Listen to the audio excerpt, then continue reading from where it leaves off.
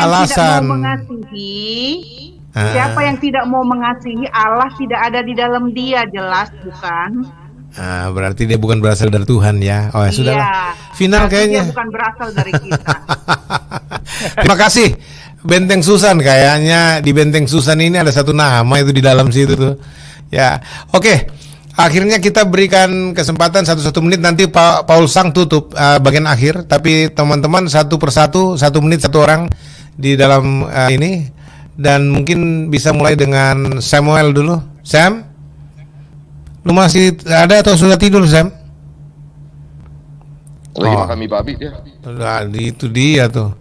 Oke, Pak Paul dulu, silakan Pak Paul lagi. Bukan, sorry.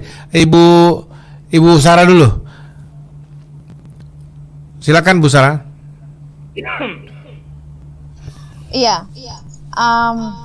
Yang mau saya sampaikan adalah selalu dan selalu ya, alamilah Tuhan secara pribadi dan belajarlah Alkitab, baca Kejadian sampai Wahyu secara full.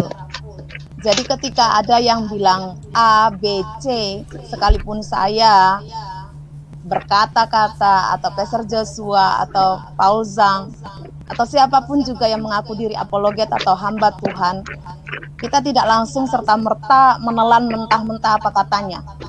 Tetapi karena memang kita mengalami Tuhan dan kita mengerti firman Tuhan, jadi kita akan tahu membedakan mana yang benar dari Kristus, mana yang ajaran manusia atau ajaran setan-setan.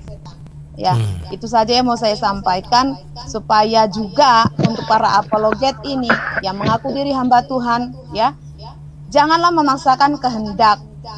Karena Tuhan Yesus saja Tuhan, ya, itu tidak pernah memaksakan kehendak. Dia memberikan kita kebebasan untuk memilih, untuk menjalani sesuatu, untuk melakukan apa yang kita anggap benar, sekalipun nanti ujung-ujungnya ada konsekuensi dari Tuhan. Entah itu adalah upah ataupun hukuman, ya. Jadi kalau Tuhan saja tidak memberikan kita, tidak otoriter kepada kita, tetapi memberikan kita kebebasan untuk melakukan sesuatu dan memilih, ya, ya siapa Anda, gitu kan? Apakah Anda lebih hebat dari Tuhan? Itu saja yang mau saya sampaikan. Dan stop mensesat-sesatkan, karena kalau bicara soal Alkitab, kalau kita mau mensesatkan, kita lah yang benar, kalian yang sesat. Tetapi sekali lagi kami tidak mau seperti itu.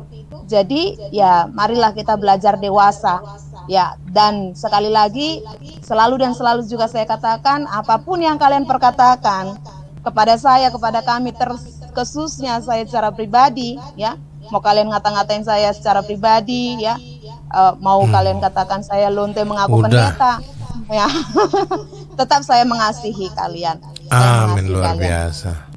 Ya. Oke, Bu, orang Batak punya istilah, yang suka bilangin orang lain bidat, dia bodat. Karena bidat dan bodat berlawanan.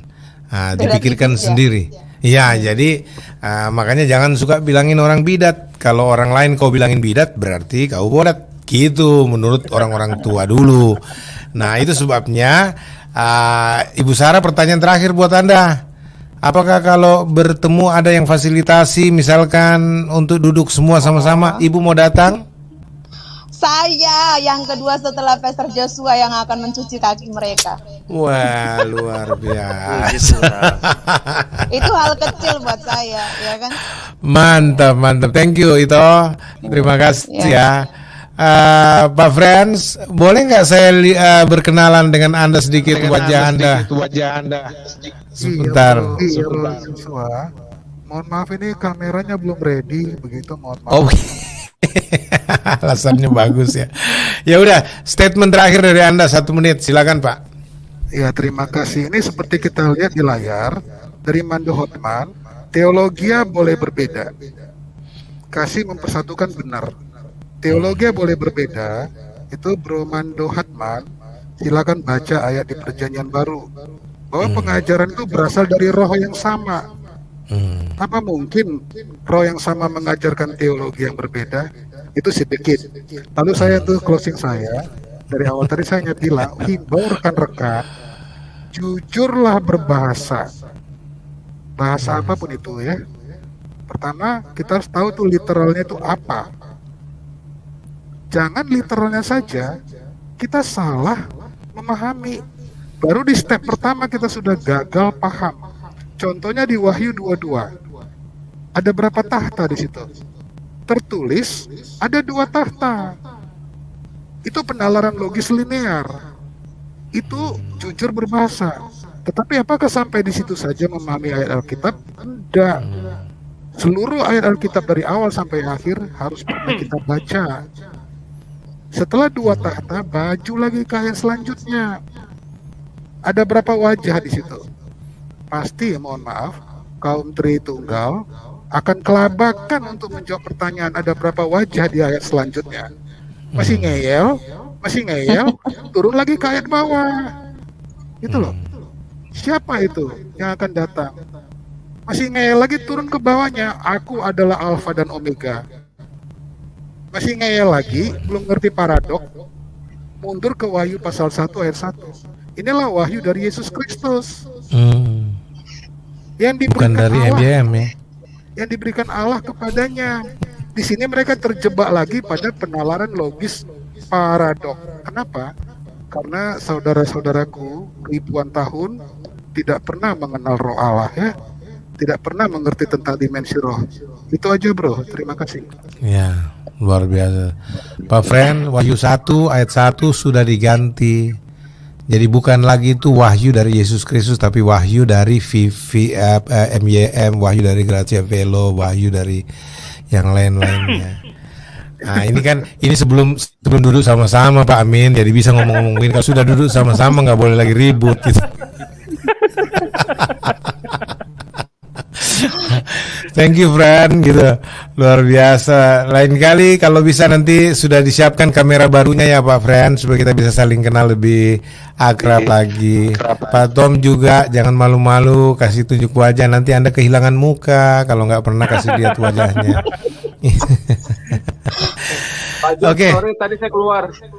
Nggak apa-apa, saya tahu Anda makan mie nggak ajak udah. Ya.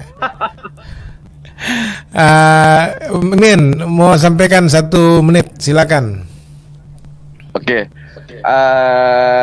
Untuk bapak-bapak semua yang saya hormati, Pak Joshua, Pak Gracia Velo, Pak Seposang semua, silakan bahas itu tentang teologi, Trinitas, Abelian, Oneness, termasuk Pak Ferry Boom ya kan, Pak Gracia Velo. Tapi jangan engkau menghakimin seseorang yang artinya engkau akan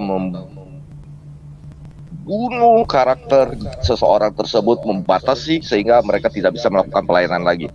Hindarkan itu, gitu. Silakan. Gak bisa Pak, gitu. Pak Amin, sorry Pak Amin. Pak Amin nggak bisa larang mereka jangan menghakimi.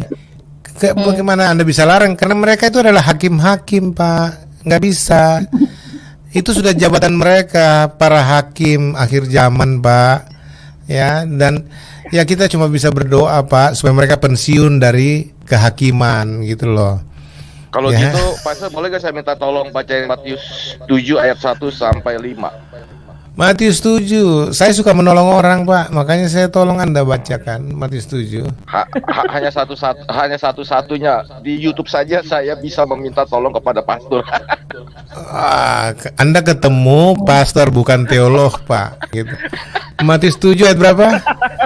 1 sampai 5. Jangan kamu menghakimi, verbum veritatis, muriwali yanto matalu, Gracia Velo, jangan kamu menghakimi ya, supaya kamu tidak dihakimi.